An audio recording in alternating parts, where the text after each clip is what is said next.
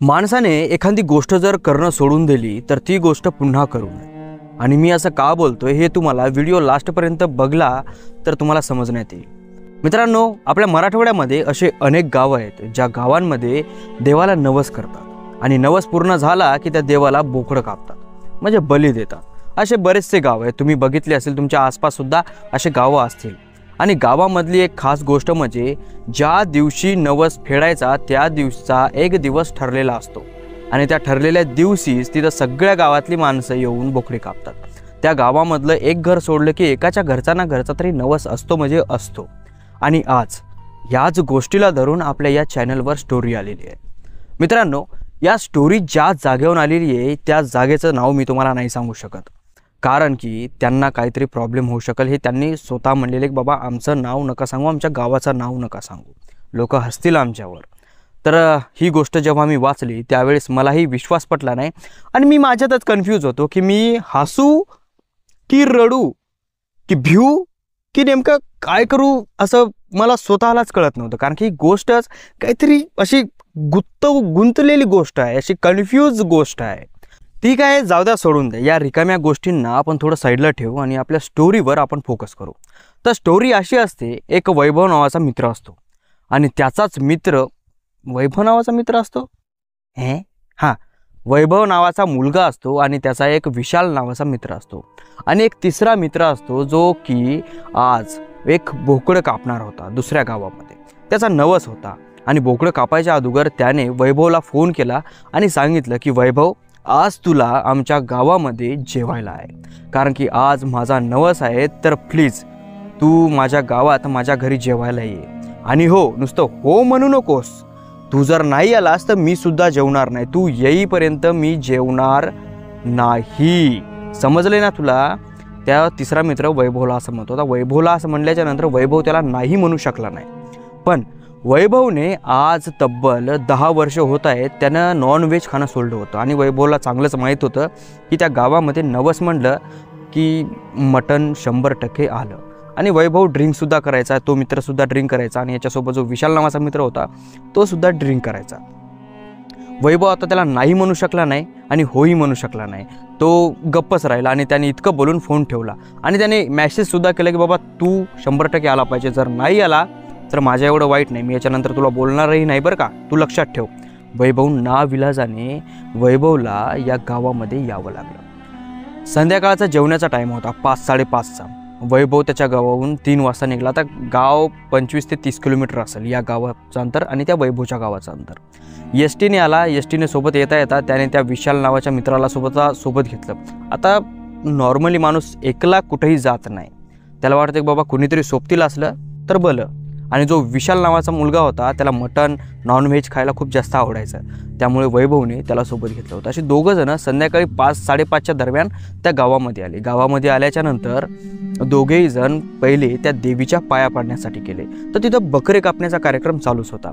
एक बोकडा होता ज्याच्या डोक्यावर असा पांढरा चट्टा होता आणि त्या बोकड्याला यांच्या समोर कापल्या गेलं। जेव्हा त्या बोकड्याला कापू लागले तेव्हा ते बोकडं या वैभवकर एक टक लावून बघू लागलं ना, हो ही असं कुठलाही आवाज केला नाही आणि एका झटक्यामध्ये त्याची मान त्याच्या शरीरापासून अलग झाली। अलग झाल्याच्या नंतर वैभवला थोडा वेगळं वाटलं की यार, एका मुक्या जनावराला कसं मारतायत। वैभव तिथून लगेच निघल्याच्या नंतर त्या तिसऱ्या मित्राच्या घरी गेला। घरी गेल्याच्या नंतर त्याने वाढलं, जेवण वगैरे केलं, या तिघांनी आरामशीर जेवण केलं। जेवण केल्याच्या नंतर ते तिघही जण त्याच्या घरापासून थोडं लांबवर गेले। लांबवर गेल्याच्या नंतर ड्रिंक केली। ड्रिंक केल्याच्या नंतर गप्पांमध्ये 7:30-8 वाजले। आता 8 वाजल्याच्या नंतर वैभव त्या तिसऱ्या मित्राला म्हटला की बाबा मला आता जावं लागेल, कारण की आम्ही आलो एसटीने, गाडी वगैरे आम्ही आणली नाही। आणि तसं तर वैभवसोबत गाडी नव्हतीच, वैभवला गाडी नव्हतीच, त्यामुळे तो एसटीनंच आला। गाडी असली असती तर नॉर्मली गाडी घेऊन आला असता। मग तो म्हणला की आम्हाला जावं लागेल, एसटीचा टाईम झाला आहे, आता 9ची एसटी आहे, तर ती लास्ट एसटी आहे, ती जर हातातून गेली तर आम्हाला भेटणार नाही आणि आम्ही जर घरी गेलो नाही तर घरचे फार तुडव मारतील आम्हाला। तर तो तिसरा जो मित्र होता वैभवचा त्या गावामधला, तो म्हणला ठीक आहे, काही प्रॉब्लेम नाही। त्यांना निघेपर्यंत 8:30 वाजले। 8:30 वाजल्याच्या नंतर त्या तिसऱ्या मित्राने आपल्या बाईकवर वैभवला बसस्टँडवर आणून सोडलं। आता ते गाव थोडं मधात होतं आणि मेन रस्ता थोडासा बाहेर होता। तर त्या मेन रस्त्यावर वैभवला आणून सोडलं. वैभवला आणून सोडल्याच्या नंतर वैभव आणि विशाल त्या मेन रस्त्यावर वाट बघू लागले. आता तकरीबन 9 वाजायला 15 ते अर्धा घंटा टाईम असावा. तोपर्यंत ते थोडे तिथं बोलले 15 मिनटं आणि तो मित्र त्याचा तो निघून आला, कारण की घरी पाहुणेसुद्धा होते, त्यांनासुद्धा त्याला टाईम द्यायचा होता. तर वैभव ही परिस्थिती समजू शकला होता आणि वैभव त्याला म्हणला की ठीक आहे तू जा, आम्ही इथून एसटीनं जातो आणि इथपर्यंत आणलं, धन्यवाद, जेवण खूप चांगलं झालं. आता असं झाल्याच्या नंतर तो मित्र गेला. मित्र जाऊन बराच वेळ झाला. त्या फाट्यावर कुणीच नव्हतं, एकदम सुनसान होतं. कधीमधी गाड्या यायच्या जायच्या, बाईक्स, मोठे वाहनं यायचे जायचे नाही आणि ज्या पण गाड्या यायच्या जायच्या त्या पूर्ण गाड्या पाहुण्यांच्या होत्या, कारण की त्या गावांमध्ये जे जेवण्याचा कार्यक्रम होता आणि बराच वेळ ते कार्यक्रम चालला आणि यांनी नॉनव्हेज वगैरे खाऊन मस्तपैकी त्या फाट्यावर उभे होते. आता जे बोकडा वैभवने त्या मंदिरामध्ये कापलेला पाहिला होता, याला तेच बोकडा रोडच्या पलीकडून दिसला, चारा खाऊ लागला. म्हणजे पालव्या असतात ना ते रोडच्या काठाला, त्या खाऊ लागला. याने थोडंसं ध्यान धरून पाहिलं, हा बोकडा सेम टू सेम तसाच दिसतोय. त्याच्या कपाळावर पांढरा चट्टा आणि चारा खात खात याच्या तोंडाकडे असा एक सारखा बघू लागला आणि भस्कर एक मोठा ट्रक त्यांच्या समोरून जातो. समोरून गेला तसा तो समोरचा बोकडा होता तो एकदम काय वैभवला अजिबात दिसत नाही. वैभवची फाटली. वैभवला वाटलं मायला हे कोणता चमत्कार आहे. वैभव विशालला म्हणतो की विशाल तुला तिकडे पलीकडे एक बोकडा दिसला होता का रे हे ट्रक जायच्या अगोदर. विशाल म्हणतो का पागल बिगल झाला काय, बोकडा बिकडा काय नाही, तुला दारू वगैरे चढली वाटते. तर वैभव म्हणतो अबे मला एका क्वार्टरनं काय होणार रे, मी एका टायमाला 2-2, 3-3 क्वार्टर पिणारा माणूस, त्या एका क्वार्टरनं काय होणार आहे मला, मी पूर्णपणे शुद्धीवर आहे, तुझ्यासारखं नाही. तू तू तू चाल एकदा रोडच्या पलीकडे चाल बरं आपण बघू. हे दोघेही जण जातात रोडच्या पलीकडे बघतात तर तिथं कुणीही नव्हतं. मग जेच वापस रिटर्न या काठाला येण्यासाठी निघतात की भस्कर त्याच्या मागून काहीतरी पळालेलं दिसतं. मग ते त्यांच्या कानावर येतं थड थड थड थड थड थड थड थड थड. मग लगेच वैभव विशालला म्हणतो बघ मी तुला म्हणलो ना इथं काहीतरी होतं म्हणून, आणि कदाचित तोच बोकडा इथं होता जे मंदिरामध्ये कापल्या गेलता. विशाल म्हणतो तू नक्की पागल झालाय, असं काही नसतं. तेवढ्यात बस येते. बस आल्याच्या नंतर बसमध्ये दोघेजण चढतात. दोघेजण चढल्याच्या नंतर बसमध्ये काही फार माणसं नव्हते. एक माणूस होता जो उजव्या बाजूला सीटवर 2-3 सीटा सोडून बसला होता आणि इकडच्या बाजूच्या पूर्ण सीटा रिकाम्या होत्या. तर हे दोघेही जण त्या पहिल्या सीटवर बसले. पहिल्या सीटवर बसल्याच्या नंतर त्याच्या गावाच्या अर्ध्या मधात गेल्याच्या नंतर वैभवच्या कानावर एक बोकड्या ओरडण्याचा आवाज आला. पुन्हा एसटीमध्ये बोकड्या ओरडण्याचा आवाज आला. वैभव मागे बघतो तर मागे तो माणूस एक सारखा असा बसलेला वैभवच्या तोंडाकडे बघू लागला. एक अलगच नजर.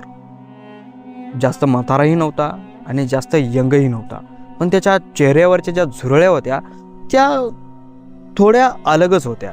अशा म्हातारपणच्या झुरळ्या नव्हत्या, काहीतरी वेगळ्याच झुरळ्या होत्या. आणि त्या माणसाकडे वैभव बघता बघता त्या शीटच्या खिंडमधून एका बोकड्याचं मान बाहेर येते. म्हणजे बोकडा असा लवून पाहतो वैभवकडे आणि त्या बोकड्याने वैभवकडे बघितलं की वैभव तिथं पुन्हा शॉक होतो, कारण की तो बोकड्या तसाच होता जसा त्या मंदिरामध्ये कापल्या गेलता आणि त्याच टाईपनं ते बोकड्या वैभवकडे बघू लागला. आणि बघितल्याच्या नंतर आता वैभवला थोडं वेगळं वाटलं. हा बोकड्या मला सतत का दिसतोय. आणि झपकर त्याने विशालकडे बघितलं आणि विशालला सांगितलं बघ तिथं एक बोकड्या आहे आणि तो बोकड्या तसाच आहे जसा मी मंदिरामध्ये पाहिला होता, बघ ना तू एकदा. विशाल बघतो मागं तर तो माणूस असा शीटवर झोपलेला असतो. विशाल शीटवरून उतरतो आणि त्या माणसाकडे असा जाऊन बघतो तर तिथे एकही बोकड्या नव्हता. आल्याच्या नंतर विशाल वैभवला म्हणतो सुधीवर राहा ना तू जरा, आता यानंतर जर मला असं तू काही बडबड केलंस ना 2 झापडा मारील तुला. माझी झोप खराब करू नको, मला डिस्टर्ब करू नको. कसंही बी अर्धा पाऊण तास एस टीमध्ये निवांत वाटतंय मला तर वाटू दे. घरी गेल्याच्या नंतर घरची बायकोची किरकिर झाल्या, इथं आल्याच्या नंतर तू किरकिर करायला अबे 2 मिनिटं तर जरा सुकान राहू दे, असा विशाल बोलून शांत बसला. आता विशाल असा बोलल्याच्या नंतर वैभवला कुठं दम निघतोय. वैभव उठला, परत मागं गेला, म्हणजे परत मध्ये पहिल्या वेळेसच मागं गेला आणि त्या माणसाकडे बघायला लागला. माणूस झोपलेला होता. लगेच वैभव कन्फ्यूज आहे, आत्ताच जागी होता, आत्ताच झोपलं, नाटक करतोय. त्याच्यानंतर बोकड्याला पाहिलं. बोकड्याला पाहिल्याच्या नंतर तिथं बोकड्या बिकड्या कुणीच नव्हतं, काहीच नव्हतं तिथं.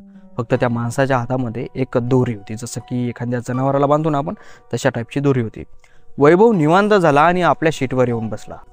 15 ते 20 मिनिटाच्या नंतर वैभवच्या गावचा स्टॉप येतो. स्टॉप आल्याच्या नंतर वैभव आणि विशाल एसटीच्या खाली उतरतात. उतरल्याच्या नंतर इकडे तिकडे बघतात तर पूर्ण फाटा सामसूम. आता त्यांचं गाव कमीत कमी 1 किलोमीटर त्या फाट्यापासून असं अंतरावर असावं.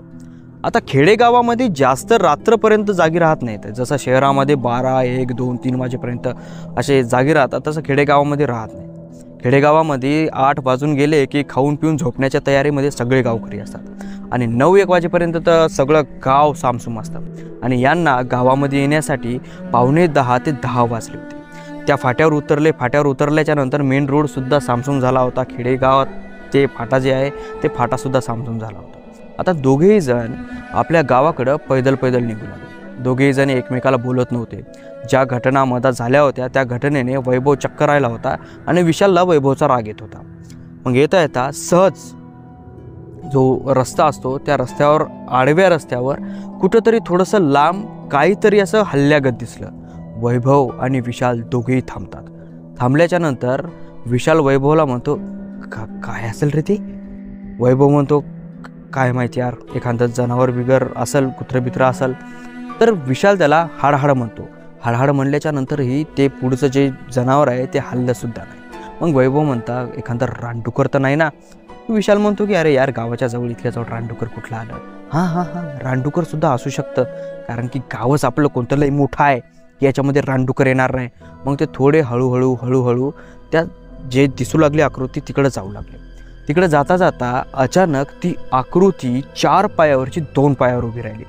जसं की एखादा भेडिया, एखादं लांडगं कसं असं हॉरर टाईप असतं ना, एखादा स्किन वॉल्कर, त्या टाईपचा ते असं उभं राहिलं. उभं राहिल्याच्या नंतर जे मिनिमम थोडी त्या सावली दिसू लागली चंद्राच्या थोड्या उजेडामध्ये, त्यांना असं दिसलं की एका माणसासारखं उभं राहिलं. त्याची जी दाढी आहे तशी इथपर्यंत लांब, इथभर अशी त्याचे केस असे थोडेसे दिसल्यासारखे वाटू लागले त्यांना. डोक्यावर शिंग असल्यासारखे असं त्यांना वाटू लागलं. आणि बघता बघता अचानक त्या आकृतीचे डोळे लाल भडक झाले. लाल भडक झाल्याच्या नंतर जणू की त्या आकृतीनं आपलं तोंड असं थोडंसं मोठं केलं आणि त्याचे पांढरे शुभ्र डोळे या दोघांना दिसू लागले. दोघांनी पाहिल्याच्या नंतर दोघांची सुद्धा फाटली. आणि बघता ती आकृती हळूहळू यांच्याकडे येऊ लागली असं यांना भासू लागलं. आता या दोघांची फाटली होती. दोघंजण जोरात ओरडले आणि जिकडून आले तिकडेच परत जोरात पळायला लागले. ज्या फाट्याकडून गावाकडे येऊ लागले ते फाट्याकडे जोरात पळायला लागले. पळता मागं पाहत गेले, ते जोरात पळत गेले, मागं पाहत गेले, जोरात पळत गेले. आणि तिसऱ्या वेळेस जेव्हा त्यांनी मागं पाहिलं तर मागं पूर्ण सामसूम होतं, कुणीच नव्हतं, एकदम क्लिअर. रस्ता पूर्ण सुनसान होता. आणि हे पाहिल्याच्या नंतर ते दोघेही जण थांबले आणि तिकडे बघू लागले की ती आकृती नेमकी गेली कुठं, ते होतं काय. आणि तितक्यात वैभव विशाला म्हणतो, बघ मी तुला म्हणू लागलो ना काहीतरी आहे काहीतरी, मी तुला म्हणू लागलो. ते बोकड्या मला 2 वेळेस दिसला, एकदा ST मध्ये आणि एकदा त्या रोडच्या काठाला. तू माझा विश्वास केला नाही. हा विशाल म्हणला, अबे बोकड्याचं सोड बे, हे काय बोकड्यासारखं होतं काय? हे थोडं वेगळंच होतं. बोकड्या छोटा असतो ना, हा किती मोठा आहे. तेवढ्यात विशालचं शर्ट कुणीतरी असं खालून असं होल्डेसारखं झालं. दोघेही दचकले, मागं फिरले. मागं फिरतात तर काय, एक छोटासा बोकड्या तिथे विशालकड येऊ लागला हळूहळू आणि ओरडू लागला. बोकड्या कसा ओरडतो, मेह अशा टाईपचा तो ओरडू लागला. आणि वैभव त्या बोकड्याकडे पाहून पूर्ण शॉक होता, कारण की वैभवने तेच बोकड्या पाहिला होता, जे बोकड्या मंदिरामध्ये त्याची मान तुटताना पाहिली होती. आणि पाहिल्याच्या नंतर वैभव विशाला म्हणतो की विशाल, हाच तो बोकड्या आहे, हाच बोकड्या आहे जो मला मंदिरामध्ये दिसला होता.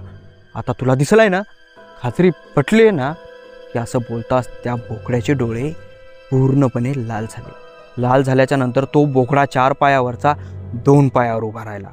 2 पायावर उभा राहिला तसाचे दोघंजण त्या जाग्यावरून गावाकडे पळायला लागले. आता तो बोकड्या पाठीमागून आला होता ना, तर हे दोघंजण गावाकडे पळायला लागले. इतक्या जोरात पळाले, गावामधलं घर येईपर्यंत त्यांनी पाठीमागं वळून बघितलं नाही. आपापल्या घरामध्ये धाडाधाडा दरवाजे वाजून गेले तसे घटाघटा तांब्या पाणी पिलं आणि आपापल्या जागेवर झोपी गेले. सकाळ झाल्याच्या नंतर दोघेही जण येऊन एकमेकांना भेटले आणि ही जे घडलेली घटना आहे एकमेकासोबत त्यांनी डिस्कशन केली की असं कसं झालं कसं नाही. आणि यानंतर त्यांनी पुन्हा शपथ खाल्ली की बाबा आम्ही नॉनव्हेज खाणार नाही. आणि मी तुम्हाला गोष्ट सुरू करण्याच्या अगोदर म्हणलं होतं की माणसाने जर एखादी गोष्ट करणं सोडून दिली तर ती गोष्ट पुन्हा करू नये, कारण की कदाचित अशा काही गोष्टी होऊ शकतात। आता यार मी कन्फ्यूज आहे की यांच्यासोबत अशी ही गोष्ट कशी होऊ शकेल। कदाचित ही गोष्ट खोटी असावी का, पण त्यांनी खूप वेळा म्हणलेले की भाऊ ही गोष्ट खूप सत्य गोष्ट आहे, ही गोष्ट खोटी नाही आहे, तर तुम्ही प्लीज खोटी मानू नका, आमच्यासोबत घडले आणि हो ज्याच्यासोबत घडते ना त्यालाच कळते, बाकीच्यांना तर वाटतंय फेकते, तर सोडा। मित्रांनो, कथा जर चांगली वाटली असेल तर कथेला लाईक करा, चॅनलला सबस्क्राईब करा आणि हो तुमच्यापाशी जर अशा स्टोऱ्या असतील तर तुम्ही खाली डिस्क्रिप्शनमध्ये दिलेल्या जीमेल ID वर मला तुमची स्टोरी शेअर करू शकता। एक इंस्टाग्राम ID दिलेली आहे, त्यावर सुद्धा तुम्ही तुमची स्टोरी शेअर करू शकता आणि एक व्हॉट्सअप नंबर दिलेला आहे, त्यावर सुद्धा तुम्ही तुमची स्टोरी शेअर करू शकता। आणि हो एक हिंदीमध्ये चॅनलसुद्धा आहे, त्या चॅनलवर जाऊन सुद्धा तुम्ही आपले हिंदीमधले व्हिडिओ बघू शकता। तर चला भेटूया समोरच्या स्टोरीमध्ये, तोपर्यंत नमस्कार।